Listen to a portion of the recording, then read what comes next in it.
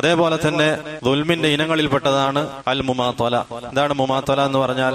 അതായത് ഒരാൾ ഒരു സഹോദരന്റെ അടുത്ത് കടം വാങ്ങി, ആ കടം അതിനൊരു പരിധി നിശ്ചയിച്ചു. ആ കടം നാളെ വീട്ടാം, ആ കടം നാളെ തിരിച്ചു നൽകാം, നാളെ ആയി കഴിഞ്ഞപ്പോ അടുത്ത ദിവസം നൽകാം, അല്ലെങ്കിൽ ഈ ആഴ്ച എന്തായാലും നൽകാം, അല്ലെങ്കിൽ അടുത്ത മാസം തരാം, അങ്ങനെ അടുത്ത വർഷം, അങ്ങനെ നീട്ടിക്കൊണ്ടുപോകും. അതാണ് മുമാത്തല എന്ന് പറയുന്നത്. അത് ദുൽമിൽപ്പെട്ടതാണ്. അൻ യുമാത്തുൽ ഇൻസാനു വലാ യുഅദ്ദിൽ ഹുഖൂഖ അല്ലതി അലൈഹി കദ്ദൈനി മസലൻ ഖാല അലൈഹി സ്വലാത്തു വസ്സലാം മത്ലുൽ ഗനിയ്യി ദുൽമുൻ മത്ലുൽ ഗനിയ്യി ദുൽമുൻ.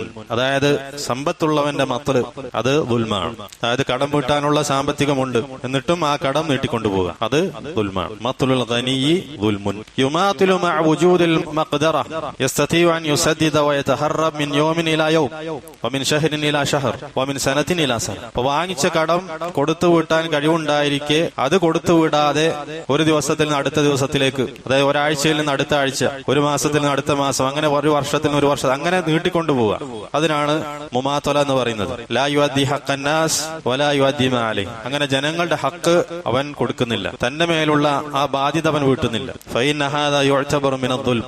അത് ദുൽമിൽപ്പെട്ടതാണ്. ഖാല അലൈഹി സ്വലാത്തു വസ്സലാം മത്ലുൽ ഗനിയ്യി ദുൽമുൻ.